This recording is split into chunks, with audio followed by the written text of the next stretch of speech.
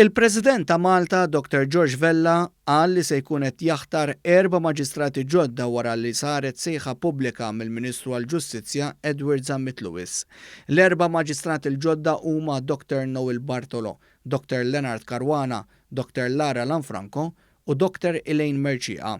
Fi stqarrija l-Uffiċċju tal-President qal li daħlu 28 espressjoni ta' interess għand il-Kumitat tal-Ħatrit fil-ġudikatura. 8 kandidati oħra kienu konsidrati idonji għal-ħatra ta' maġistrat. Dawn huma Dr. Abigail Chrétien, Dr. Ilona De Bono, Dr. Joseph Gatt, Dr. John Paul Grech, Dr. Maria Carson, Dr. Elizabeth Quintano, Dr. Nadia Helena Vella u Dr. Claudio Zammit.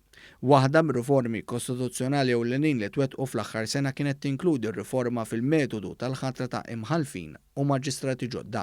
Fil-fatt tal-ewwel darba fl-istorja l-proċess ta' ħatra ta' ġudikanti ġodda kien wieħed indipendenti mill-Gvern u tmexxa b'mod trasparenti mill-Kumitat dwar il-ħatrit tal-ġudikatura preżedut mill-Prim Imħallef. Dan il-Kumitat skrutinja l-applikant u suġġerixxa lista tal-aktar kandidati idonji l-President ta' Malta u dan għażel min minnhom għandu jinħatar bħala maġistrat.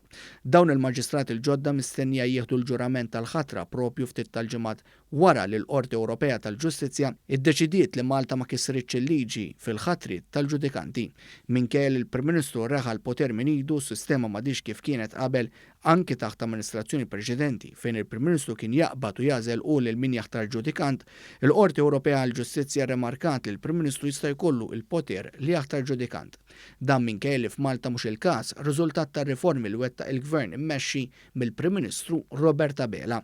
Ftit tal-ġimgħat ilu wkoll il-President ta' Malta ħatar 4 mħalfin ġodda bl-istess proċess ta' sejħa pubblika.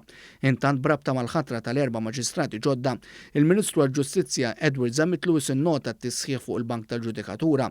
Fuq Twitter, Dr. Zammit Lewis qal il-Gvern se jibqa' impenjat u determinat li jsaħħaħ is-sistema ġudizzjarja ta' pajjiżna filwaqt li jassigura ġustizzja aċċessibbli u effiċjenti.